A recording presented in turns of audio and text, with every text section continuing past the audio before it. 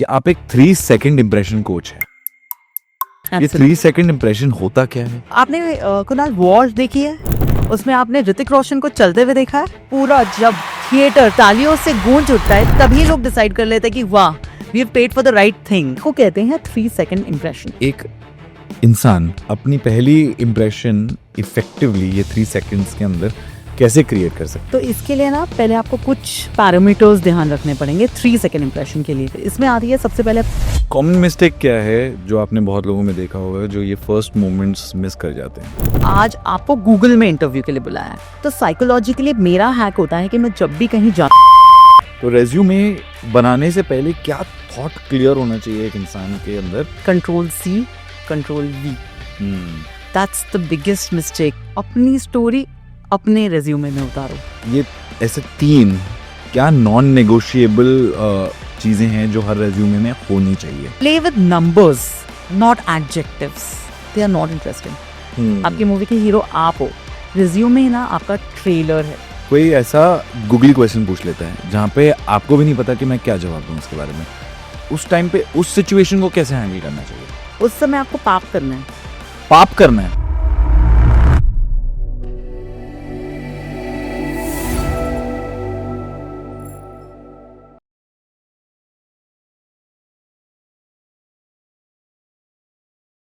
Hello, मेरा नाम है कुणाल जयसिंह। अगर आपको भी सीखने का शौक है या इन्फॉर्मेशन गेन करने का शौक है तो प्लीज मेरे चैनल को सब्सक्राइब कीजिए, और इस लंबे एपिसोड के हाइलाइट्स अगर देखने हैं तो कुणाल जयसिंह क्लिप्स को सब्सक्राइब कीजिए और मुझे स्पॉटिफाई पे जरूर फॉलो कीजिए। इन सबके लिंक्स नीचे डिस्क्रिप्शन में।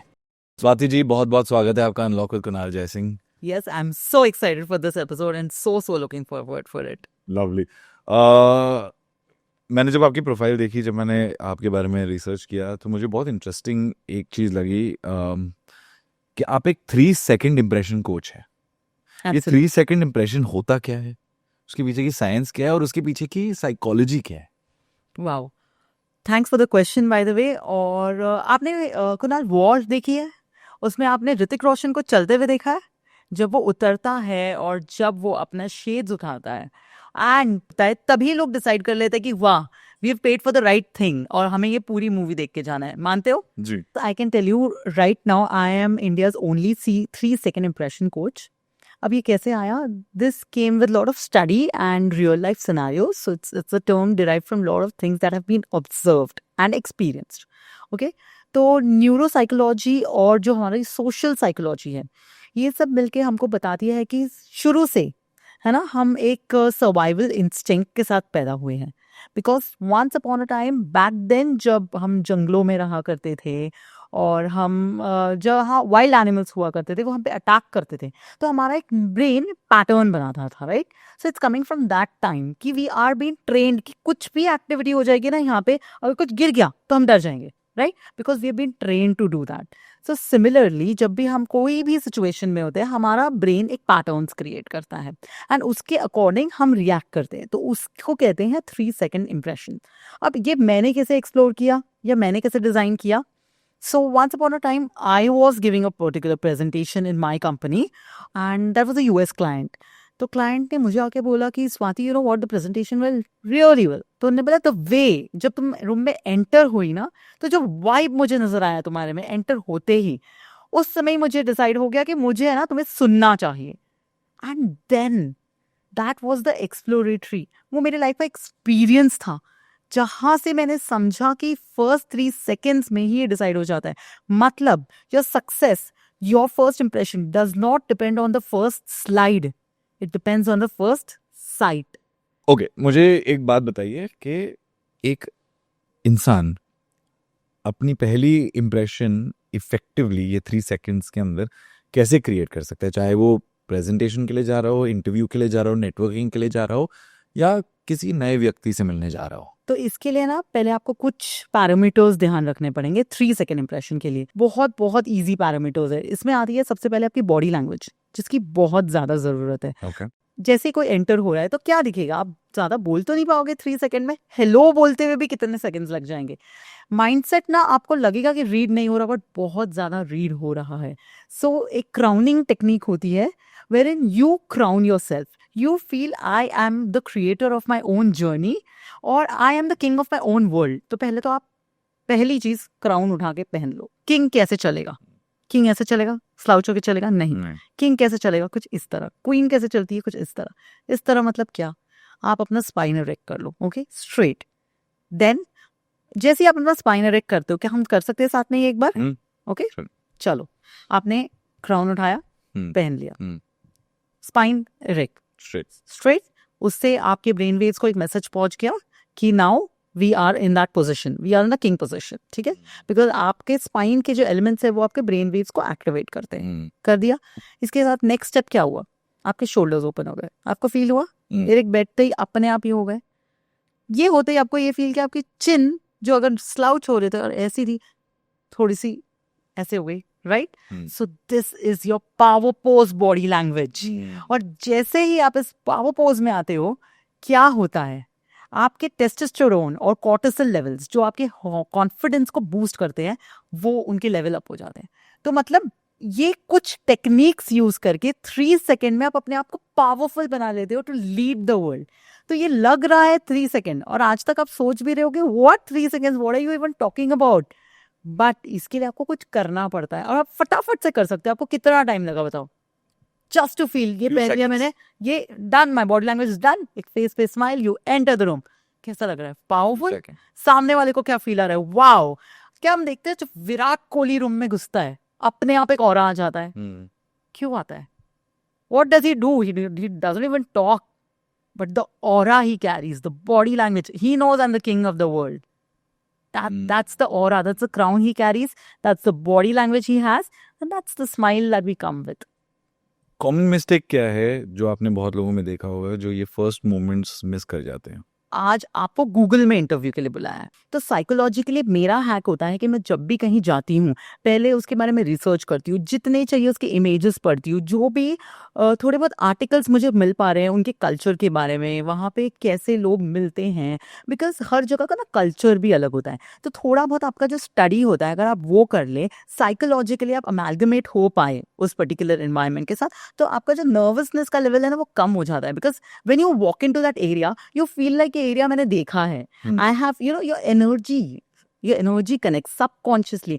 तो जैसे मैं बात कर रही हूँ, lot of things I am talking on subconscious, because 3 second impression का जो एंटायर कॉन्सेप्ट आ जाता है ना, वो कॉन्शियसली नहीं है. अगर मैं कॉन्शियसली बात करूंगी तो आप काफी चीजों को बिलीव भी नहीं करोगे. तो ये सारा हमारा सबकॉन्शियस लेवल पे काम करता है. यू फील आपका जो 100% का जो प्रेशर है वो कम्स डाउन एट अराउंड 30%, 70% आपका नर्वसनेस तो कम हो. सबसे जो कॉमन मिस्टेक अगर कोई करता है वो नर्वसनेस को प्रोजेक्ट करता है कि वो प्रिपेयर्ड नहीं रहता. अब एक्चुअली मीट में घुसते हैं. तो स्टेप नंबर 1, रेज्यूमे. तो रेज्यूमे बनाने से पहले क्या थॉट क्लियर होना चाहिए एक इंसान के अंदर, वो रेज्यूमे लिखने से पहले भी? Control-C, Control-V. हम क्या बोलते हैं? चल यार तेरा रिज्यूमे दे दे, इंटरव्यू के लिए आ रहा है, मैं थोड़ा बहुत चेंज कर दूंगा, एड्रेस चेंज कर दूंगा, अपने डिटेल्स चेंज कर दूंगा, अपने क्वालिफिकेशन चेंज कर दूंगा, मेरा resume ready. Don't we do that? That's the biggest mistake. I urge every student who comes to me, every individual experienced person who comes to me, कि हमें ये नहीं करना है. तो ये हमारी एक स्टोरी होती है कुणाल. जैसे आज मेरी खुद की एक पर्सनल स्टोरी है, और रिज्यूमे एक मौका है कि मैं अपनी स्टोरी अपने रिक्रूटर तक लेकर जाऊं. तो मैं आपकी स्टोरी को Control-C Control-V कैसे कर सकती हूँ, या आप मेरी स्टोरी को Control-C Control-V कैसे कर सकते हो, राइट? तो हमें अपना रिज्यूमे ना इतनी अच्छी स्टोरी लिखनी है, इतना अच्छा सॉन्ग लिखना है कि रिक्रूटर भी सोचे भाई ये सॉन्ग तो मेरी प्लेलिस्ट में डालना ही पड़ेगा. So biggest mistake that I tell people, don't do Control-C Control-V, और रिज्यूमे को एक स्टोरी की तरह लो. आपने क्या प्रोजेक्ट्स किए हैं, आपने क्या अचीव किया है, आपने क्या चैलेंजेस देखे हैं, अपनी स्टोरी अपने रिज्यूमे में उतारो. So that's one thing everybody should be crystal clear about. Yes, that is the biggest mistake. और इसके लिए मैं ना एक हैक देना चाहती हूँ जो बहुत सारे लोगों को यूज हुआ है, एंड इवन काफी जिनका बहुत ज्यादा एक्सपीरियंस रह चुका है वो भी मेरे पास आए हैं और उन्होंने कहा है कि this was an amazing hack Swati, this work wonder for us. Hack is कि आप अपना एक करियर जर्नल रखो. अब ये कोई सिर्फ जॉब गोइंग नहीं रख सकता, ये हर इंसान जो काम कर रहा है ना वो अपना करियर जर्नल रख सकता है. करियर जर्नल क्या होता है? सो करियर जर्नल क्या होता है ना, जैसे आपका 1 ईयर के बाद अप्रेजल आता है, राइट, अराउंड मार्च फेब हमारा पूरा जॉब वर्ल्ड हिला होता है because of appraisal cycle, right. उस समय पर्सनली मुझे मेरे साथ भी हुआ है, तब से मैंने शुरू किया। हम पूरे ईयर में ना काफ़ी कुछ अच्छा कर देते हैं, हमको बहुत कुछ मेल्स आ जाते हैं, but end of the year March April में हमें शायद उसका 10% ही याद होता है, हम लिटरली भूल जाते हैं हमने क्या किया। पर जब बात आ जाती है शोकेस करने की, हम नहीं कर पाते क्योंकि हम ऐसे कम्प्लीटली भूल चुके होते हैं। तब से मैंने करियर जर्नल बनाना शुरू किया, चाहे आप फिजिकल रखो या फिर आप कोई नोटपैड या फिर कोई कहीं भी आपके फ़ोन में आप मेंटेन कर सकते हो, as you are comfortable about it, right. और नोट करो, आज 2nd August, I got this appreciation mail from so and so person. Okay, today this I executed a project which ended up having a 20% saving. हम ये छोटी छोटी बातें हैं ना, हमारे साथ इतनी होती है। One liners of the day, One liners of the day, not even day, Kunal, it could be anything successful that you had in a week or whenever. कभी भी आपको कोई मेल आया, अप्रिसिएशन मिला, कोई क्रॉस टीम अप्रिसिएशन मिला, आपको वो सब याद नहीं रहता, तो आप लिख लीजिए। सो जब आपको टाइम आता है वो प्रूव करने का, या फिर आपको जब रिज्यूमे बनाने का टाइम आता है, तो आपके पास आपकी करियर जर्नल रेडी रहती है कि ओ ये सारे इंपॉर्टेंट चीज़ मैंने किए हैं और ये मेरे रिज्यूमे में जाने चाहिए, जो हम कंट्रोल वी करते वक्त कंप्लीटली भूल जाते। So that is the kind of career journal is a hack that I suggest everyone to use, and it will serve wonders for everyone. Everyone can just start trying it right away. Lovely lovely. इस पे clarity मिल गई, तो resume itself पे पूछते हैं। Yes. Boil down करके मुझे बताइए कि ये ऐसे 3 क्या नॉन नेगोशिएबल चीज़ें हैं जो हर रेज्यूमे में होनी चाहिए? Perfect, very good question. ये इसका मैं डेफिनेटली आंसर करना चाहूँगी क्योंकि ऐसे बहुत सारे क्वेश्चंस मेरे पास आते हैं and repeatedly I keep telling people ये चीज़ें नहीं करनी चाहिए, and I am loving this platform because हम आज बहुत सारे लोगों तक पहुँच पाएंगे इस आंसर के साथ। So number 1, play with numbers not adjectives. ठीक है, ओके, कैसे? आपने देखा है, लिखा भी होगा शायद, और बहुत सारे रिज्यूमे में देखा भी होगा, I am very hardworking, passionate, hardworking team player, and I can help your team. ऐसे adjectives use होते हैं, right? रिक्रूटर को ना ये सब हवा लगती है, they are not interested, क्योंकि हर दूसरा इंसान अपने रिज्यूमे में यही लिख रहा है, राइट? इससे क्या होगा? अब मैं बताती हूँ कि मैंने क्या किया है मेरे रिज्यूमे में। मैंने एक ऑटोमेशन इम्प्लीमेंट किया था, आई वॉज अ सॉफ्टवेयर कोडर, तो मैंने एक ऑटोमेशन इम्प्लीमेंट किया था जिससे काफ़ी बेनिफिट हुआ था, टाइम भी बचा था, कॉस्ट सेविंग्स भी हुई थी। So what I did was I had mentioned that led a automation project which improved the production time by 20% and led to 35% cost savings. Now, this simple line helped me crack 2 interviews. Because they were so impressed with this one line कि मेरा पूरा जो interview का line of questioning है दोनों interviews में, and I am telling you those are very big companies, very big MNCs, dream companies of people, उनका पूरा टेंशन उस एक लाइन पे चला गया। अब आपको पता है वो क्यों हुआ होगा? Because I was not just talking in हवा में बात नहीं कर रही थी, मैंने इम्पैक्ट क्रिएट किया और वो इम्पैक्ट दिखाया। अब इससे रिक्रूटर को क्या लगा? 2 चीजें, कि this person is a very measurable person, मतलब ये मेजरेबल रिजल्ट्स लाती है, and secondly she is very clear. जब भी हम नंबर में बात करते हैं ना, क्लैरिटी होती है कि आपको अगर मैंने बोला कि आज मैंने 3 प्रोजेक्ट एग्जीक्यूट किए, उससे आपको क्या पता चल रहा है, बट 3 प्रोजेक्ट्स में मैंने क्या मेजरेबल रिजल्ट्स लाए, और मैं आपको, अगर आप मेरे पास एक सर्विस लेने आते हैं, फॉर इंस्टेंस आज डिजिटल मार्केटिंग, ठीक है, और मैं आपको बोल रही हूँ हाँ ठीक है, डोंट वरी, हो जाएगा, आपका अकाउंट बहुत अच्छे से हैंडल हो जाएगा, मैं ये बोल रही हूँ, दूसरा पर्सन आपको बोल रहा है हाँ डेफिनेटली आपका अकाउंट हैंडल करेंगे, आपके फॉलोअर्स, आपके एंगेजमेंट यहाँ तक बढ़ेंगे, और आपका फाइनली जो लीड जनरेशन है वो भी इतना हो जाएगा। आप सर्विस मेरे से लेंगे या उससे लेंगे? उससे लेंगे। क्यों? कि उसने आपको मेजरेबल दिए कि आपका इंप्रेशंस बढ़ेंगे, आपके फॉलोअर्स बढ़ेंगे, Absolutely. आपकी रीच बढ़ाएंगे, हम SEO करेंगे, ये 50 चीजें होंगी। So, अब नंबर्स में बात कीजिए। ये आपने बोला, जो मैं आपसे समझा कि जिसके पास ऑलरेडी एक जॉब है वो उसके लिए, अगर एक इंसान जो नया है, कॉलेज से निकला है, जिसने कभी भी जॉब नहीं किया है, वो अपने रेज्यूमे में ये नंबर्स को कैसे इंक्लूड करे? Very good question. अगर किसी ने जॉब नहीं की प्रोजेक्ट्स किए कॉलेज में, definitely final years, last two final year आपके कॉलेज में प्रोजेक्ट्स होते हैं. And with the new term coming in, जो हमारी आर्टिकलशिप, इंटर्नशिप बीइंग मैंडेट हो चुकी है, तो आपकी एटलीस्ट कोई इंटर्नशिप तो होती है. चलो आप मेरे को पूछो कि इंटर्नशिप जाने के लिए भी हमें रेज्यूमे बनाना पड़ता है, तब क्या करेंगे? करेक्ट. तब प्रोजेक्ट्स तो डेफिनेटली होते हैं कॉलेज में. आप प्रोजेक्ट्स इंप्लीमेंट करो, ऐसे प्रोजेक्ट इंप्लीमेंट करो जहां पे आप कुछ मेजरेबल रिजल्ट्स ला पाओ. जैसे अब आपको ये चीज पता चल जाएगी, हमारे व्यूअर्स जो अब स्टूडेंट्स हैं, जो कॉलेज में अब तक है और इंटरव्यूज फेस करने वाले हैं, वो भी आज ये चीज समझ चुके. तो आज जब वो कोई प्रोजेक्ट इंप्लीमेंट करेंगे, अपना करियर जर्नल बनाओ, उसमें नोट करो, इंश्योर करो कि आपका प्रोजेक्ट कुछ तो बचा रहा है, या तो किसी का टाइम बचा रहा है, या जो लोग जहाँ पे मैन पावर 4 जनों का लग रहा था, वहां आपने कुछ ऐसा क्रिएट किया कि 2 जनों का मैन पावर लग रहा है. या कोई बहुत ही कॉम्प्लेक्स बल्की सिचुएशन है जो कॉम्प्लेक्सिटी से डील होती है, उसने आपने ऐसा कोई प्रोसेस बनाया है जो बहुत सिंप्लीफाई हो गया है. आप प्रोजेक्ट करोगे, इनमें से कुछ तो करोगे ना. Absolutely right. अगर नहीं कर रहे हो तो आई अर्ज के ऐसा कुछ तो करो जो आप अपने रिज्यूमे में दिखा पाओ. तो डोंट यू थिंक आप अपने प्रोजेक्ट को क्वांटिफाई कर पाओगे? करेक्ट. राइट. आप अपने कॉलेज में सीआर्स होते हो, आप अपने कॉलेज में मे बी कल्चरल एक्टिविटीज में पार्टिसिपेट करते हो, बहुत सारे आपको अपॉर्चुनिटीज मिलते हैं अपने कॉलेज में भी अपने लीडरशिप प्रूव करने के लिए. Quantify that. वो हमें क्यों नहीं याद रहता? क्योंकि हमारे पास कोई करियर जर्नल नहीं होती, हम उसे नोट नहीं करते. जब टाइम आता है रिज्यूमे में अपनी स्टोरी बताने का, तब हम ये सब भूल जाते हैं. सो आप लिखिए, क्वांटिफाई करिए अपने कॉलेज प्रोजेक्ट्स को and include that in your resume. Actually आपका करियर जर्नल का जो ये पॉइंट है वो बहुत इंटरेस्टिंग है, क्योंकि करियर जर्नल, जितना मेरा समझ है, करियर जर्नल सिर्फ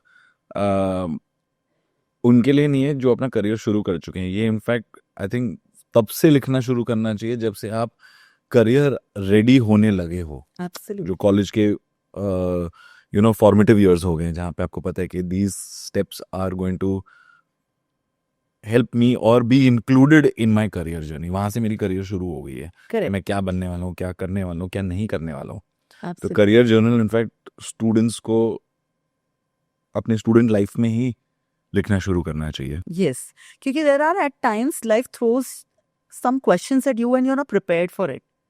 So when you have written, again कोई भी चीज आप जब लिखते हो ना, again your mind hand coordination चलता है, जहाँ पे आप न्यूरॉन्स वर्क करते हैं, तो आपका मेमोरी और स्ट्रांग हो जाता है उन चीजों को याद रखने के लिए. तो somewhere is up the mind.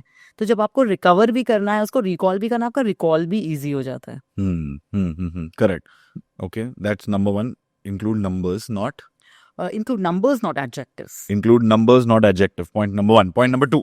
Number 2 is file naming convention. तो यहाँ पे हमें क्या करना है, हमारा name underscore surname underscore job profile. मतलब सपोज अगर आज एक रिक्वायरमेंट आया है प्रोजेक्ट मैनेजर के लिए, तो फिर मैं लिखूंगी Swati underscore Sushil underscore project manager. That's it. और कुछ नहीं करना है. This is must. आपको अपना जॉब प्रोफाइल पता होना चाहिए और आपका नेमिंग कन्वेंशन इस तरीके से होना चाहिए. First name underscore last name underscore job profile, जो जिसके लिए आप अप्लाई कर जिसके लिए आप अप्लाई कर रहे हो. Okay. And again I would like to remind you कि आप जब अगर प्रोजेक्ट मैनेजर के लिए अप्लाई करते हो, तो कहीं कहीं उसको प्रोजेक्ट एग्जीक्यूटिव बोलते हैं, कहीं कहीं प्रोजेक्ट मैनेजर बोलते हैं, कहीं उसका कुछ थर्ड नेम होता है.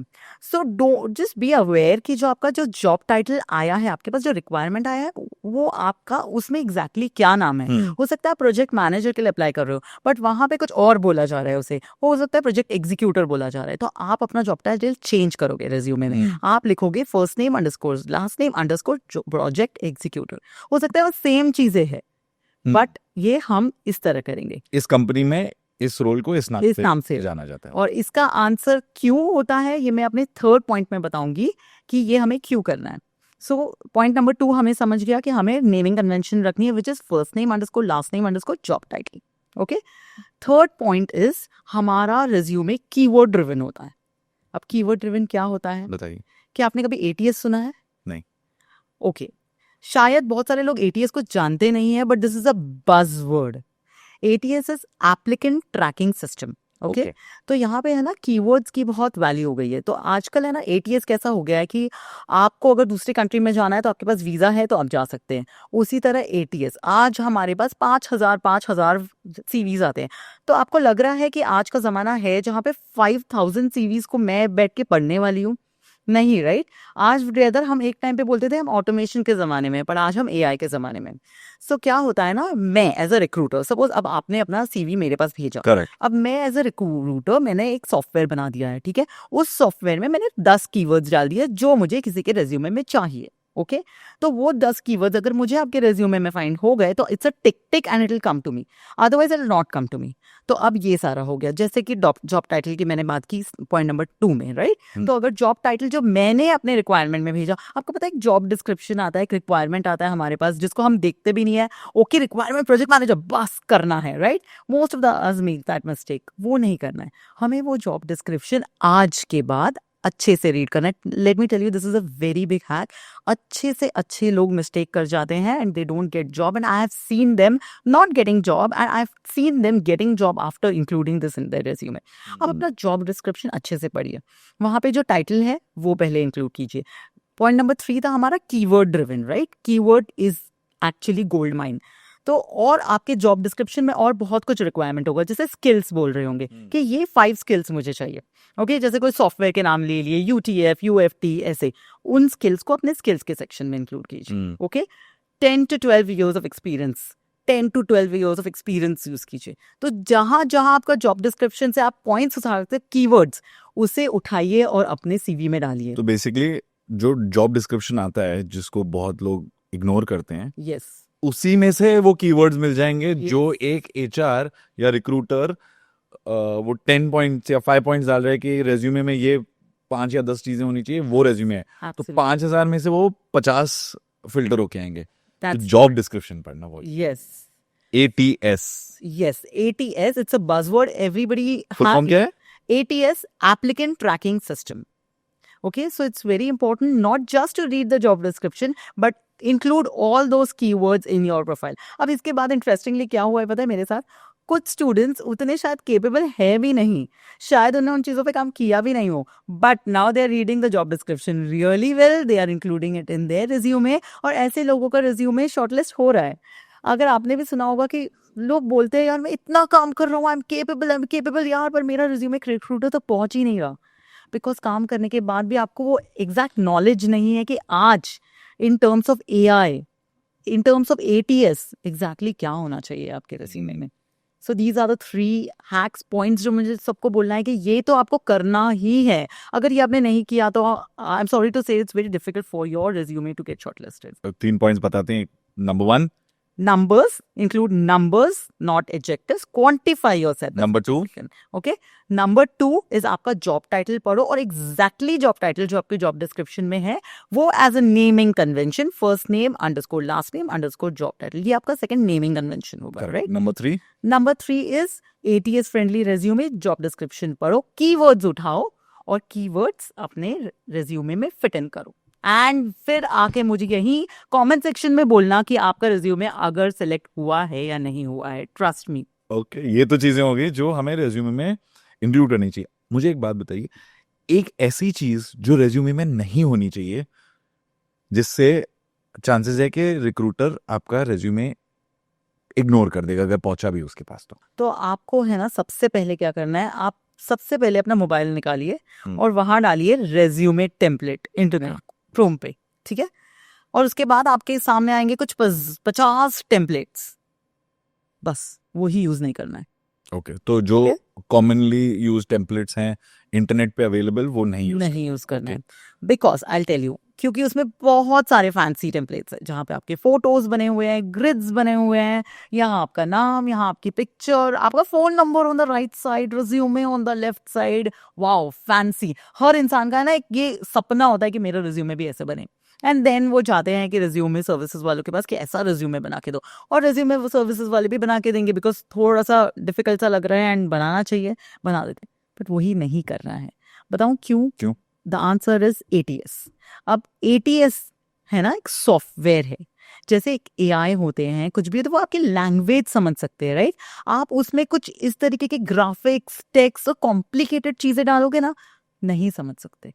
इसलिए मोर देन 75% जो एलिजिबल लोग होते हैं, जो अपना दिमाग ज्यादा चला देते हैं इतना फैंसी रेज्यूमे बनाने के लिए, उनका रेज्यूमे ना ATS सीधा चक आउट, वो पहुंचता ही नहीं है।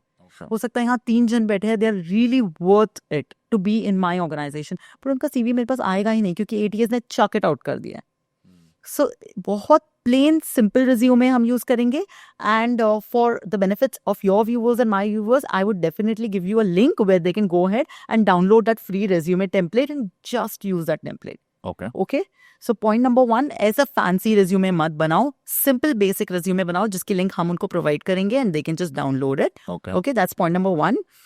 Point number 2, आप अपने रिज्यूमे में जो बहुत सारे लोग चार्ट्स, पाई चार्ट्स ज्यादा फैंसी बनने के लिए वो सब यूज कर रहे हैं, दैट्स नॉट रिक्वायर्ड. आपको 1 पेज और रिज्यूमे रखना है. कितना? 1 पेज. 1 पेज और. Okay, 1 pager. 1 पेज और. बताऊं क्यों? क्यों? क्योंकि है ना, रेज्यूमे एक्चुअली आपकी मूवी नहीं है. आपकी मूवी आप हो, आपकी मूवी के हीरो आप हो. रिज्यूमे ना आपका ट्रेलर है.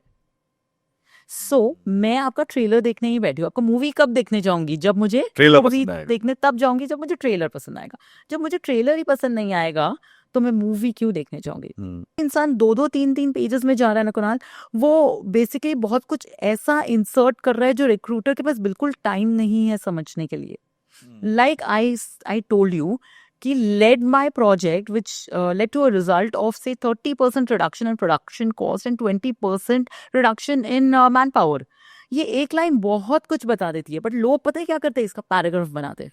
कि ये प्रोजेक्ट था, ये ऐसा हुआ, फिर मैंने उसके ऊपर दिमाग लगाया, फिर मैंने सोचा कि नहीं इसको ऐसा कुछ नहीं, मैंने ये प्रोजेक्ट किया, 30% कॉस्ट बचा, 20% मैन पावर कम हुआ. Absolutely. तो आपकी कैपेबिलिटी ऑलरेडी दिखाई देती है. It's called impact analysis. Impact. मुझे सिर्फ इम्पैक्ट देखना है आपके रिज्यूमे में. मुझे सिर्फ नंबर्स देखने हैं अपने रिज्यूमे में. मुझे सिर्फ देखना है कि आप अगर आ गए तो आप कितना मेजरेबल काम करने वाले हो. आपके 3 सेंटेंसेस के लाइन कि मैं टीम प्लेयर था, मैंने ये किया, मैंने वो किया, जरूरत नहीं होगी. here I'll bring in another concept of SBI, that is situation behavior impact. आपको कुछ इस तरह का यूज करके अपने रिज्यूमे बनाना है. So don't talk like 3 paragraph. इसके बहुत सारे पैरामीटर्स, अगर मैं बात करने बैठी मैं सिर्फ रिज्यूमे पे 8 घंटा बात कर सकती हूँ, but to keep it just short आप उसको 1 लाइन में कट डाउन कीजिए. 3 लाइन्स को आप जब 1 लाइन में कट डाउन करोगे आपका रिज्यूमे 1 पेज में आ जाएगा. Okay. Okay, okay. So that is point number 2. Point number 3 is fancy colours मत यूज करो. Okay. It's a professional resume. इस पॉइंट में मैं काफी कुछ इंक्लूड कर दूंगी. आपने 3 ही बोला है, but I can't stop it here. Lot to my audience and your audience. Point number 3 में आता है कि कुछ फॉन्ट साइजेस होते हैं जो आपको यूज करने हैं. जैसे कि टाइटल का अगर आपने फॉन्ट साइज 16 ले लिया है तो अंदर के सब जो एलिमेंट्स आप लिख रहे हैं उसका फॉन्ट साइज 14 होना चाहिए. कुछ इसी तरह आपको स्टैंडर्ड रखना है थ्रू आउट. आप देखेंगे फ्रेशर्स यूजुअली क्या मिस्टेक करते हैं? 24, 18, 16, 15 कुछ भी चल रहा है रिज्यूमे में. It just takes you off. It just takes the recruiter off. Aesthetics नहीं है. Aesthetics नहीं है. आप एक स्टैंडर्ड फॉर्मेट यूज कीजिए. मतलब font size 16 for the titles and for the sub headings and the content font size 14. तो बहुत सुंदर सा और प्यारा सा आपका रिज्यूमे लगता है. Okay, again don't use your Instagram profile and everything. ठीक है. एड्रेस, जेंडर, क्या नाम से जेंडर पता चलता है? जेंडर क्यों? डेट ऑफ बर्थ नहीं चाहिए. आपका shaadi.com का ये बायोडेटा नहीं है. What you require is your LinkedIn profile. That's it. तो ये सारी चीजें जब आप कट डाउन कर दोगे ना, आपका रिज्यूमे अपने आप प्रॉपर्ली 1 पेज में आ जाएगा. It look beautiful because I will have what I want. कि ये जो आपने मुझे समझाया है, लोगों को ये समझ में नहीं आ रहा है कि आपका रेज्यूमे आपके रिश्ते नहीं बना रहा है. वहां पे यस, आप एक काम के लिए आए हैं. अगर वो 1 पेज में आप उनको बता सके कि आप कंपनी के लिए कैसे बेनिफिशियल हैं, बस उनको आपसे रिश्ता नहीं बनाना है यहाँ पे बैठ के ये पेपर पढ़ के. Absolutely. They don't want to जज your personality. They want to just जज कि ये जॉब की रिक्वायरमेंट है, ये जॉब फुलफिल होगा, ठीक है, रिश्ते बाद में बनते रहेंगे, पहले जॉब तो ले लो. और एक चौथा, I can't stop my self, I have to tell this because lot of our people are making mistake. Suppose हमारे जॉब टाइटल में अगर होता है कि बिजनेस एनालिस्ट. ओके, सो आजकल हमारे ना क्या है, जो होनहार जेनजीज निकल रहे हैं वो क्या बोलते हैं? Number ninja, business magician. Okay, and I have come across this and they are like, personally आपके पास ऐसा एक रेज्यूमे आया है? Okay. They live in their own tinsel town fancy world. तो उनको बहुत सारे लोगों को ऐसा मिसकंसेप्शन होता है कि जब हम ये फैंसी नेम्स इंट्रोड्यूस करेंगे ना बहुत फैंसी लगेंगे. Please I urge, don't do that, it takes you professional है, प्रोफेशनल प्रोफेशनल है। हम यहाँ पे डेट टिंडर ऐप में नहीं आ रहे जो आप हमारी अपने आप के ये क्रिएटिविटी स्किल्स दिखाने की ये जगह मैं सच बताऊं, अगर मेरे पास ऐसे रेज्यूमे आए ना, हाँ। मैं उस इंसान को बुलाऊंगा। बुलाओगे? पूछो क्यों? क्यों? क्योंकि उसको 2 थप्पड़ लगा के बोलूंगा कि ये आगे मत करना, ये मैं सिखा रहा हूँ, ये गलती वो आगे मत करना। एब्सोल्युटली। और ये मैं भी करती हूँ, ऑब्वियसली मैं थप्पड़ नहीं मारती, बट मैं उनको बोलती हूँ क्यों, why. So I couldn't stop my self, so I had to say this कि प्लीज व्यूअर्स ये गलती मत करना प्लीज। ओके, एक और कॉमन मिस्टेक जो मैंने देखा है लोगों में, कि एक बार आपने सीवी बना दिया, अब वो मशीन गन की तरह 10 कंपनीज 100 कंपनीज में बस भेजते रहते हैं, यस, जो कंपनी स्पेसिफिक टेलर नहीं करते हैं। वो क्या Correct. कितना इंपॉर्टेंट है, क्या उनको टेलर करना चाहिए कि एक जनरल सीवी हर जगह सब जगह चल जाता है? यस। सो कमिंग बैक, इसमें वापस से मैं 2 पॉइंट्स वापस मैं टेलर इन करना चाहूंगी कि आप जो अपना कोई भी कंपनी प्रोफाइल अगर आपके पास आता है, आप उसका जॉब डिस्क्रिप्शन रीड करना बहुत मस्ट है। मैं आपको बोलूँ ना, इट्स नॉट जस्ट फ्रेशर्स, मैंने इतने सारे एक्सपीरियंस लोगों के साथ डील कर रही हूँ, 12 ईयर्स ऑफ एक्सपीरियंस, जो जॉब डिस्क्रिप्शन नहीं पढ़ रहे। तो ये मैं ऑलरेडी बोल चुकी हूँ, बट उसमें से ना एक पॉइंट सिर्फ आपका टाइटल में नहीं इंक्लूड होगा, आपको अच्छे से रीड करना है। आप उन्होंने जो स्किल्स लिखे हैं ना, वो आपको अपने की स्किल्स सेक्शन में डालना है, whether it's your soft skills और whether it's your technology skills. Third thing, जो उनका बेसिक रिक्वायरमेंट है, कोई भी एक लाइन में उन्होंने अपना रिक्वायरमेंट मेंशन किया है, person capable of handling team across different locations in India as well as outside India. तो वहां पे आपने अगर सिर्फ ऐसा लिखा है ना कि आई हैव हैंडल टीम, तो वो नहीं चलेगा। अगर आपने जेन्युइनली टीम्स हैंडल किए, या फिर you just want to fake it a little, you feel you are confident enough and you can actually crack it and even go and execute those task, अगर वो आप कर भी सकते हो जॉब में जाके, तो आप उसमें बेसिकली वो लिखो तो कि I have handled team across locations, across 3 locations in India and 2 locations in US in multi timing zone. तो ये एक सिर्फ सिंपल एग्जाम्पल था कि आप अपना जॉब डिस्क्रिप्शन रीड करिए। अगर वो वैसा वाला काम ही आपने अपने स्किल सेक्शन में या अपने प्रोजेक्ट सेक्शन में नहीं डाला है, तो वो वर्क नहीं करेगा। और हो सकता है, again coming back, career journal, वैसा कुछ आपने किया होगा, लेकिन आप क्या कर रहे हो, बस वही रेज्यूमे को चला रहे हो। रेज्यूमे रेडी है, ओपनिंग आई है, भाई तू ले ले, ठीक है, आप 15 मिनट लेट भेजो, पर आपकी अपॉर्चुनिटी तो मत खो, जो शायद आपको 30, 40 से 50 या आप अगर लायक हो तो 70% इंक्रीमेंट दिला सकती है। उसके लिए आप कॉपी पेस्ट करके या भेज दोगे कि मेरा रिज्यूमे रेडी है, will not work out. JD read करो, हर एक लाइन आप इतना इंश्योर कर लो कि अगर उसमें 5 सेंटेंस दिए है ना, 5 के 5 मेरे रेज्यूमे में आने चाहिए। नॉट नेसेसरी आपको सब कुछ ऑब्जेक्टिव एरिया में डाल देना है, आपको डिवाइड करना है, की स्किल्स में डालना है, प्रोजेक्ट में डालना है, अचीवमेंट्स में डालना है, मेजरेबल बनाना है, कुछ इस तरीके से तो करके टेलरिंग करना जरूरी है। बहुत, आपको पूरा जॉब डिस्क्रिप्शन आपके सीवी में आना चाहिए। ओके, अब ये रेज्यूमे की बात हो गई, स्टेप 2 पे चलते हैं। यस, लोगों को लगता है कि इंटरव्यू शुरू होता है एक बार जब मैं इंटरव्यूअर के सामने बैठा हूँ। एब्सोल्युटली। एपिसोड से पहले आपसे बात करी थी तो बहुत ही इंटरेस्टिंग चीज आपने बोली कि इंटरव्यू तब शुरू होता है जब आप ऑफिस बिल्डिंग गेट बाहर, जब आप वहां पे एंटर करते हो, वहां से आपका इंटरव्यू शुरू होता है। मुझे एक बात बताइए, एक कैंडिडेट जो वेटिंग रूम में है, उस समय पे क्या स्मार्ट तरीका है उस वक्त को यूटिलाइज करने का? क्योंकि बहुत लोग फिर फोन पे लग जाते हैं या दूसरों से बातें करने लग जाते हैं, अपनी नर्वस एनर्जी को काम नहीं कर पाते हैं।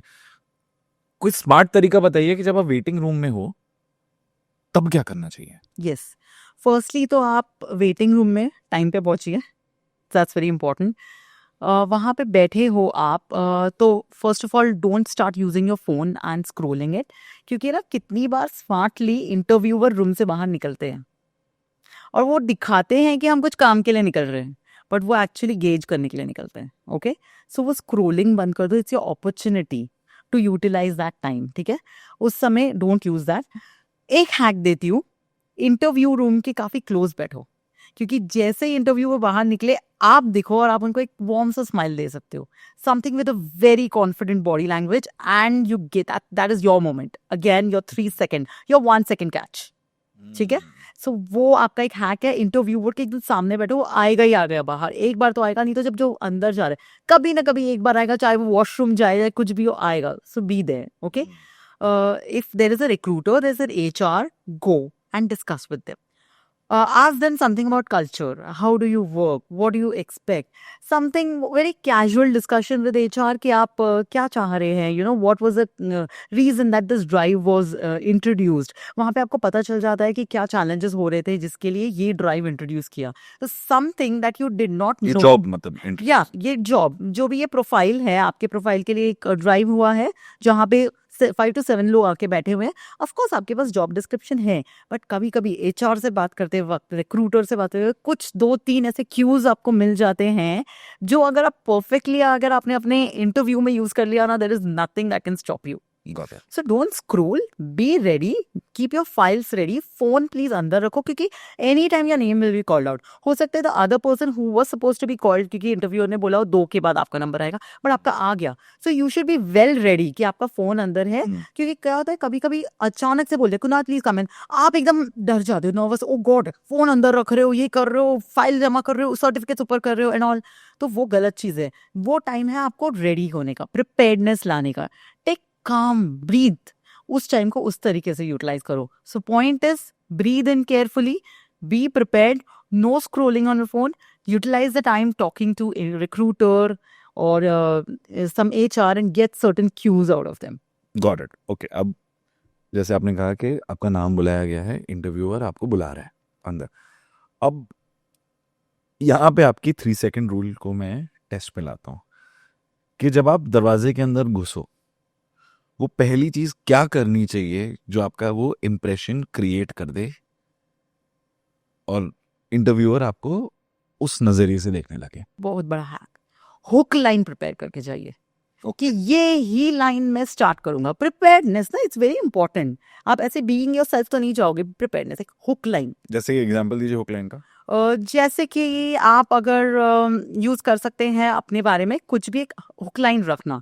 You know, why I got interested to this job. I am a numbers wizard ना. No, no, no, no, no, no, no, not at all, not at all. Business magician. Not even business position. It should be something like that waves them on. Ki, why I'm interested, why I just came across your profile and these were the 3 mentioned things and this is something that I am really passionate about. ये जाति बोल देना चाहिए. Yes, you can definitely as. और you should wait के सामने से कुछ सवाल आए या कुछ हो, क्योंकि आके बैठ के बोल दिया. Will that work? Oh, sometimes it works. Because I'm telling you, Yeah. I'm asking this question क्योंकि ये हमारे व्यूअर्स शायद समझ सकते हैं, तो Yeah. उसको डिमांड So करें. yes, so what it happens is कि sometimes क्या होता है कि now there are 2 hacks. I've been into the interview panel, तो मैं ये चीज को समझ सकती हूँ. 2 things. Either when you just pass a smile, okay, तो interviewers are ready to ask you question, तो वो अपने आप पूछ लेंगे. But sometimes they wait for your hook line कि अगर हमने नहीं पूछा तो what will you do? So in that scenario, have your hook line. So I love your question obviously, but ऐसे 2 चीजें होते हैं when you go to a really tough interviews ना, जहाँ पे the pay package is really high, वहाँ पे ये चीजें होती है.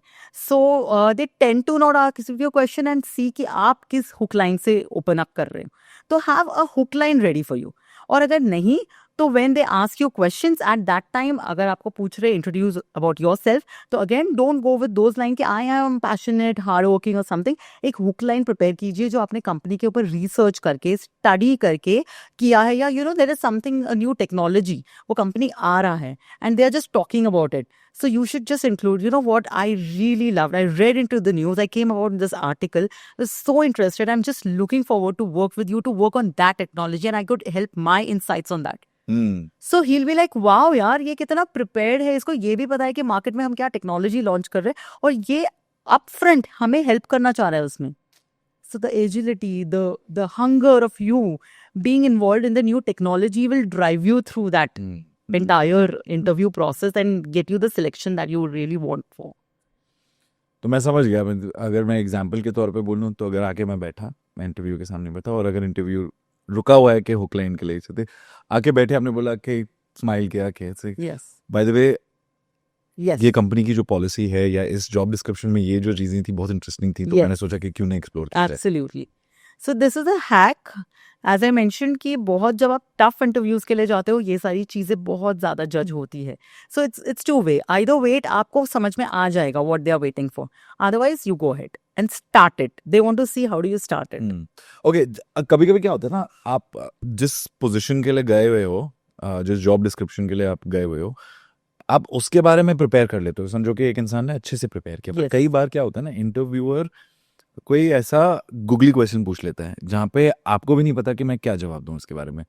उस टाइम पे उस सिचुएशन को कैसे हैंडल करना चाहिए? उस समय आपको पाप करना है. पाप करना है? बहुत बड़ा पाप करना है. अच्छा, बोली. ओके. सो पाप करना है मतलब ये नहीं है कि कुछ भी आप इंटरव्यू को उठ के थप्पड़ मार दो और आपने बोलो कि यार स्वाति ने इस पॉडकास्ट में बोला था देख लो इसलिए मैंने किया है. No no no, it's not that. आपकी जॉब लाइन है. It's on you. मेरे पे कोई नहीं आया. So PAP is like, this is a parameter or a method that I use. It's like pause, acknowledge, okay, and prepare yourself during that time. That is pivoting. Like suppose एक मुझे पता है कि एक इंटरव्यू हुआ था जिसमें ये पूछा गया था कि assume that you are an appliance. What appliance would you like to be and what you refer to be at your workplace? तो एक एम्प्लॉय ने क्या जबरदस्त जवाब दिया था. क्या दिया था? I would call myself a pressure cooker because under pressure I perform my best. Oh wow, okay. Right? So इस तरीके से आप कुछ जब आपको बनाना पड़ेगा आप कितना प्रिपेयर हो जाओगे. नहीं, कुछ तो क्वेश्चंस आएंगे एंड ट्रस्ट मी कुछ तो क्वेश्चंस आना ज़रूरी है. अगर आपको लग रहा है कि इंटरव्यूअर कुछ ऐसे बहुत डिफिकल्ट कॉम्प्लेक्स कैची क्वेश्चंस इसलिए पूछ रहा है ये दिखाने के लिए, आपको ह्यूमिलिएट करने के लिए या अपने आप को स्मार्ट दिखाने के लिए, आपको देखने के लिए आपको कुछ नहीं आता, दैट्स नॉट द थिंग. क्यों पूछता है ऐसा सवाल? He is asking to check how do you recover. एक है ना रिकवरी आर्क होता है. Okay, there is a recovery arc. तो ऐसा होता है कि आप स्टम्बल अपॉन हो जाते हो you know and you don't know कि क्या करना है. ऐसे क्वेश्चंस आते हैं. So basically those questions are asked. आपने कितनी बार ऑब्जर्व किया है क्वेश्चंस अगर आपको आता गया तो इंटरव्यूअर टफ करता जाएगा और एक इस लेवल पे पहुंच जाएगा कि कुछ चीज जो है ही नहीं आपके इसमें. मेरे साथ तो बहुत बार हुआ है. There are certain times interviews मुझे सब आ गया. मेरे साथ आइज में हुआ था जब था. मैं वोकेशनल आइज देने गया था. ओके, सो उस समय ऐसा हुआ था. क्योंकि जो लेडी बैठी हुई थी सामने उसने इंग्लिश में बात करना शुरू किया, मैं भी इंग्लिश में बात करना शुरू किया. अब बेसिक इंग्लिश में उसने सिंपल सवाल पूछे.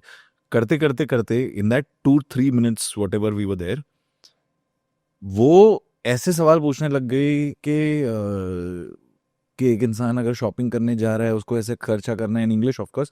he wants to shop for something, do you think this product is valuable enough for them to this thing? So I was like, it depends on the personality of the person. If the person is of frugal nature, he's not going to find value in it. But if somebody who has the resources and feels that they can afford it, they might just go for it.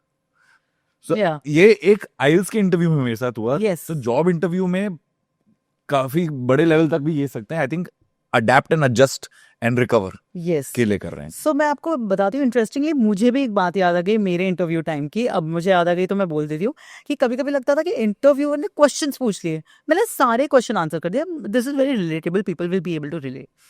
अब वो हमसे कुछ suddenly अगर आप coder हो तो कुछ coding लिखवाना शुरू कर देता है, या फिर वो भी आप कर गए तो कुछ analytics, if this person went there this person went there तो क्या होगा. मतलब आप बोल रहे हो यार मुझे सब आ रहा है फिर भी मुझसे क्यों करा रहा है. Because he is waiting for that moment आप कहाँ अटको.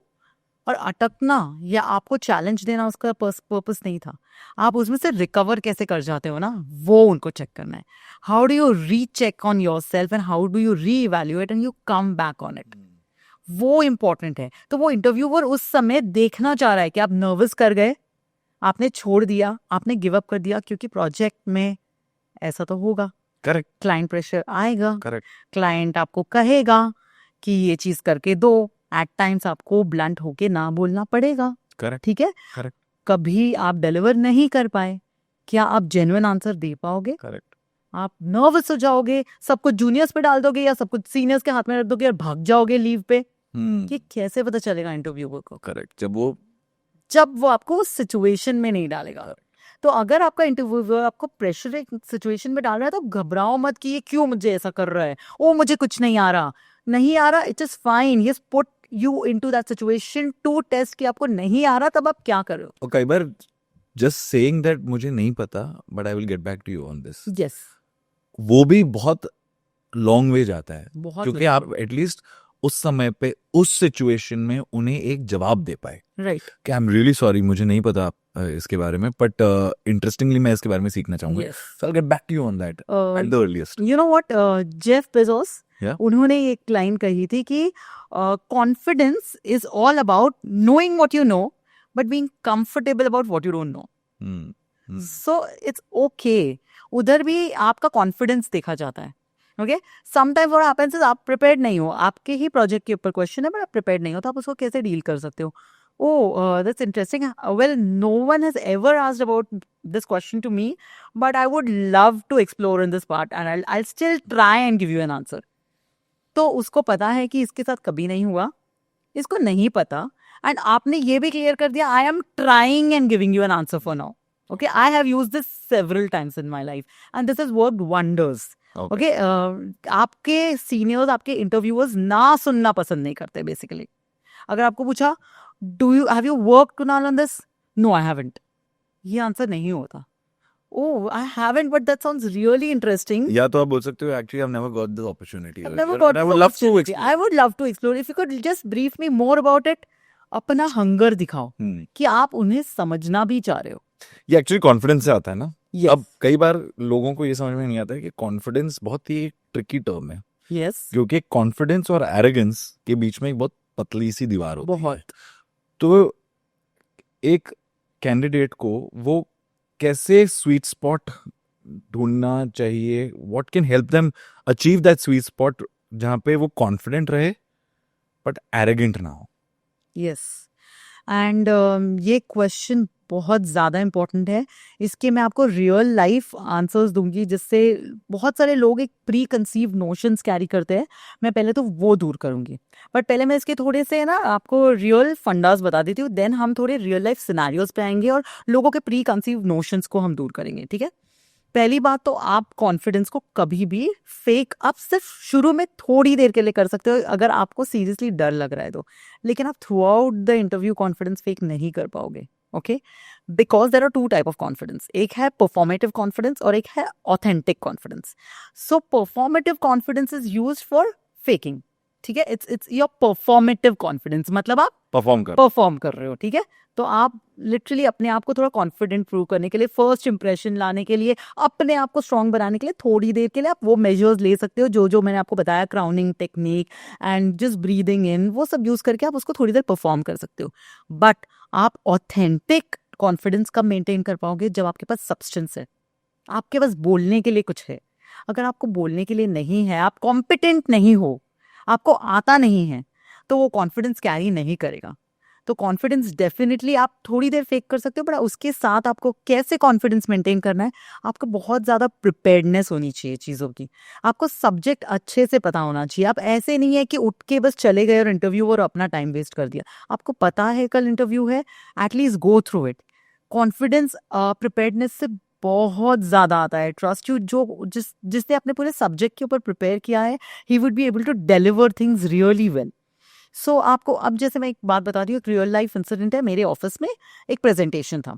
अब एक मेरा एक कलीग आ गया प्रेजेंटेशन के साथ तैयार, yes done, I have 25 slides and I am going to go through it, सारे नंबर्स वगैरह सब कुछ डाल दिए, ओके, प्रोजेक्ट के बारे में सारा डेटा। अब डिलीवरी मैनेजर था वहाँ पे, और do you know delivery manager को नंबर्स नहीं पता होते कि कहाँ है, वो नंबर्स पे खेलते हैं, ही नोज एवरीथिंग। अब जब उसने अपना शुरू कर दिया प्रेजेंटेशन कॉन्फिडेंस के साथ, अब डिलीवरी मैनेजर ने बोला कि लीव दिस, ये छोड़ दो, मुझे बाकी सारी स्टोरीज बताओ, और क्या क्या हुआ, कैसे क्लाइंट आए तुम्हारे पास, ये प्रोजेक्ट क्यों नहीं हुआ। उतने डिटेल में तो वो अपने प्रोजेक्ट में कभी गया ही नहीं था और उसको कुछ आया नहीं, और वो एकदम से नर्वस हो गया। सो माई थिंग इज लाइक, आपको अपने प्रिपेयर्डनेस बहुत ज़रूरी है अपना कॉन्फिडेंस मेंटेन करने के लिए, और ये लोग भूल जाते हैं। And if you are okay, if you don't know something, accept it, which is completely fine. But जितना आता है उतना आप एक वार्मथ के साथ, एक कंपैशन के साथ दिखाइए, और उसको एरोगेंस में नहीं कन्वर्ट हो। Yes, again there are two different ways. एक होता है कि अंडर एस्टिमेट, अगर आप अंडर कॉन्फिडेंट हो जाते हो तो सामने वाला आपको अंडर एस्टिमेट करेगा। अगर आप ओवर कॉन्फिडेंट हो जाते हो तो सामने वाला आपको एरोगेंट मानेगा, राइट? तो यहाँ पे हम एक टेक्निक यूज कर सकते हैं जो मैंने पहले भी बोली थी, SBI technique, which is like situation, behaviour and impact. जैसे I talk lot about impact making. अब यहाँ क्या होता है, कभी कभी आप कहाँ वो टिप ओवर कर जाते हो. जैसे आपने क्वेश्चन पूछा कि मैंने ये प्रोजेक्ट डिलीवर किया, मेरी वजह से हुआ, and I was the entire owner of that and whole and sole. ये आपको नहीं करना. ये भी कंपनी देखती है कि यहाँ आपका एरोगेंस निकल कर आता है. तो आपको क्या करना है, SBI टेक्निक याद रहेगा, बहुत ईजी है. SBI bank, SBI technique. तो यहाँ पे आपको सिचुएशन और बिहेवियर और इम्पैक्ट यूज करना है. When I was in so and so project, ये हो गई आपकी situation. Okay. Behaviour, I was a part of the digital marketing team, ये आपका बिहेवियर हो गया. Impact, which led to increasing the sales by 40%. Okay. तो यहाँ पे आपने अपना रोल भी दिखा दिया इन पार्ट ऑफ बिहेवियर, आपने अपनी सिचुएशन भी दिखा दी, आपने इम्पैक्ट भी दिखा दिया. पर आपने ये बोलकर नहीं दिखाया, your the entire overconfidence या arrogance did not come in. Because कभी कभी होता है, ये हमारे साथ भी हो जाता है, जब हम आज भी अगर हम कुछ करना चाहें हम वो कर नहीं पाते. तो इसको एक क्रेडिट सैंडविच टेक्निक कहते हैं. SBI is a credit sandwich technique. ये हम कर नहीं पाते क्योंकि वो आ जाता है. अगर हमने बहुत कुछ अचीव किया है, कहीं ना कहीं लाइक यू सेड स्पॉट एक थिन लाइन हम नहीं ड्रॉ कर पाते. तो at that time draw this SBI technique for it. आप अपने टीम को भी ले लो. When I was a part of that team, जहां पे आपने टीम को भी नाम दे दिया, एक बिहेवियर भी इंट्रोड्यूस कर दो, एक इम्पैक्ट भी ले आओ. सो इसे कहते हैं क्रेडिट सैंडविच टेक्निक. आप अपने क्रेडिट को एक सैंडविच तरीके से आप लेकर बाहर आओ. Got it. जैसे फर्स्ट इंप्रेशन इंपॉर्टेंट होता है, वैसे वो लास्ट इंप्रेशन भी इंपॉर्टेंट होता है. इंटरव्यू जब खत्म हो जाता है, how do you and strong? Yes. So interview खत्म होने के बाद इंटरव्यू आपको पूछता है, और do you have any questions for me, है ना? हर इंटरव्यू में मोस्टली क्यों पूछता है, वहाँ वो आपका एक क्वेश्चन होता है जज करने का. ओके. सो वो ये जानना चाहता है कि यहाँ आप कैसे कर रहे हो. यूजुअली लोग बोलते हैं no, I am fine, I got all the answers and I know what the job description, I am comfortable, I am fine. That should not be the answer. Even अगर उन्होंने नहीं पूछा, आई विल एक्सप्लेन हाउ. आप कुछ तो research करके जाते हो. As I told you, that is your preparedness. आपको रिसर्च करके जाना है, और आपको पता है you should be prepared with your closing. ठीक है. अगर मुझे पूछा गया तो मैं ये बोल दूंगा, अगर नहीं पूछा गया तो मैं पर्सनली ये बोल दूंगा. सो आपने उस कंपनी के बारे में पढ़ा, एंड आपने कोई टेक्नोलॉजी उस कंपनी ने सपोज इम्प्लीमेंट की थी. So I would say that ma'am, I really love that technology on women that you had introduced last month, and I really love the idea so much so that I introduced that in my last project with the same vision. ठीक है. कुछ इस तरीके से, भले आपने किया हो नहीं किया हो, but something you have studied, you have researched out of them, you have appreciated the company's idea, और कुछ भी हो सकता है, एनीथिंग अदर देन दैट, कि वाइल डिस्कसिंग समथिंग. और कभी कभी बहुत एक्सप्रेसिव हो जाते हैं इंटरव्यूअर्स. तो उनने कुछ एक्सप्रेस कर दिया, what, this is what we are going to get in, and that's why we are kicking in this project and we want people like that. तो उस समय आप बोल सकते हैं really loved your idea and so interesting. और अगर उधर आपके पास कुछ भी बेसिक इंसाइट्स है जो आप शेयर कर सकते हैं ना, भले आप सिलेक्ट हो नहीं हो, आप ये चीज उनके पास छोड़ के जा सकते हैं. ओके. समथिंग, तो कोई भी आप रेलेवेंस जब आप निकालते हैं ना इंटरव्यू के दौरान, और उसे आप अपने क्लोजिंग में यूज करते हैं ना, there is a study that there is 27% more chances that you of getting a recall rate for that position. तो ये एक अगेन एक स्टडी है. सो कोई रेलेवेंस या तो आप इंटरव्यू से निकालो, या आप कोई स्टडी करके जाओ जहाँ पे आपको कोई कुछ नहीं मिला, तो आपके पास एक एंडिंग हुक तो है कि ये बोल के मैं एंड करके जाऊंगा. तो कभी कभी वो इतना पावरफुल हो जाता है ना, आप इंटरव्यू भी भूल जाते हैं, वो काम कर जाता है. So if you have screwed up a lot, और अब कुछ बचा नहीं है, तो अपना क्लोजिंग तो अच्छा कर दो, कहीं बैलेंस हो जाए, कहीं आपके नसीब ने ही आपका साथ दे दिया, and something works for you. So that's very important. I tell you something. Interview के टाइम पे बहुत लोग ये नहीं समझ रहे हैं कि आप एक इंसान हो और आप एक इंसान से बात कर रहे हो. ह्यूमन एलिमेंट नहीं भूलना चाहिए. हम टेक्निकलिटीज में बहुत पूछते हैं, यस. ह्यूमन एलिमेंट भूल जाते हैं. आई फील पर्सनली, कभी कभी आप कोई इंटरव्यू में अगर बैठे हो या कहीं जा रहे हो, ह्यूमन एलिमेंट ढूंढो उस Yes. इंसान के साथ. एब्सोल्यूट. आपने ये बहुत अच्छा पॉइंट उठाया, क्योंकि इससे मुझे एक बात याद है कि जो बड़े बड़े ड्राइव्स करते हैं ना हमारे इंडिया में, जो फ्रेश और ड्राइव्स होते हैं वगैरह, आपको पता है इंटरव्यू के बाद जो इंटरव्यू टीम होती है ना, जो पैनल होती है, वो एक्चुअली रिक्रूटर, एचआर जो फ्लोर पे घूम रहे होते हैं ना, उनके साथ बैठते हैं. After what I have made a decision, मैं उनके साथ बैठूंगी और उनको पूछूंगी how this candidate behave outside with everyone around them, with a certain clerk or a receptionist. ठीक है? What was he doing? Was he punctual? Did he come before time? Because see, I am a person who really believe in punctuality. क्योंकि punctual होने से आप अपनी नहीं, सामने वाले की भी टाइम की बहुत ज्यादा वैल्यू कर रहे हो. So I really hate people who are not on punctual. अगर मैं किसी का इंटरव्यू ले रही हूँ and the person is not punctual, it gets me off. Okay? तो ये बंदा कितनी जल्दी आया? Was he on time? How was he behaving? Did he talk to you? What kind of, what was the nature or pattern of his talking? वो discuss होता है. I'm very sure. वो डिस्कस होता है रिक्रूटर और ये secrets जो job लेने आए हैं वो नहीं जानते. सो अगर आपको लग रहा है, ऑफ कोर्स, क्योंकि मुझे पता है ना, यहाँ इंडस्ट्री के एक्सपर्ट्स बैठ के आपके इंटरव्यू ले रहे हैं, उनको तो पता है आप रूम में तो परफॉर्मेटिव कॉन्फिडेंस दिखाओगे, है ना, आप ऑफ कोर्स रिहर्स आंसर्स दोगे, सब कुछ करोगे. ये आपका स्टेज है, आप एक्टर हो, आप परफॉर्म तो करके जाओगे ना, पर आपको नहीं पता कि बाहर भी कोई आपको देख रहा है. सो at a point I want to say that your body language, your tone, the way you behave is at display, is at public display the moment you enter the building from there itself. Interesting. That was a beautiful closing statement. Last cheese. This is just like a rapid fire kind of a thing, but rapid fire with only one question. Okay.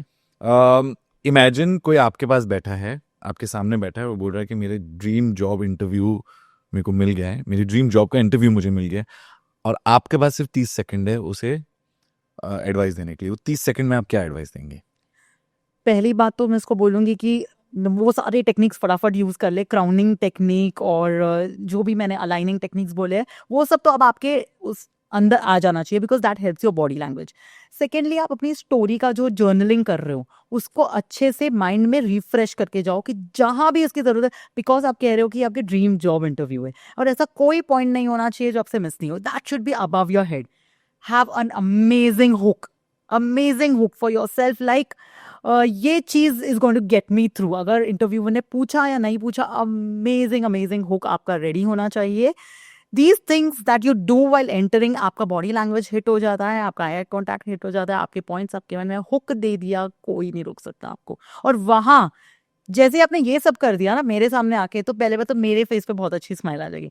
मुझे देख के आपका confidence level आसमान छू जाएगा, and then you are there because we both are in the same energy. No one will stop you from that interview. That's it. And I think last चीज, be yourself. Be yourself. Because जो confidence आपको अपने skin में है वो आप performative confidence में नहीं आ सकते.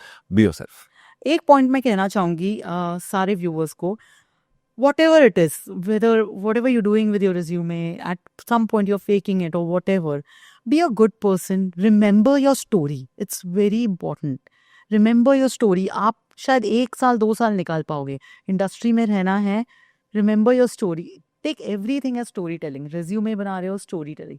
अपनी स्टोरी को याद रखो आप अपने एक्टर हो. आपको अपनी स्टोरी को हर जगह ले जाना है और स्टोरी को बहुत ब्यूटिफुली रिप्रेजेंट करना है. सिर्फ आपको ये चीज़ याद रखनी है, चाहे वो आपका इंटरव्यू हो, चाहे आपका रिज्यूमे हो, चाहे आप प्रेजेंटेशन दे रहे हो, हर चीज़ को अपने लाइफ की एक स्टोरी की तरह लोगे ना, तो आप कभी मिस आउट नहीं करोगे. हर जगह सिलेक्शन होगा आपका.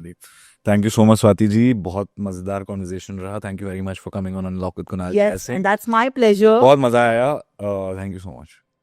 Most welcome. Thank you so much for having me here.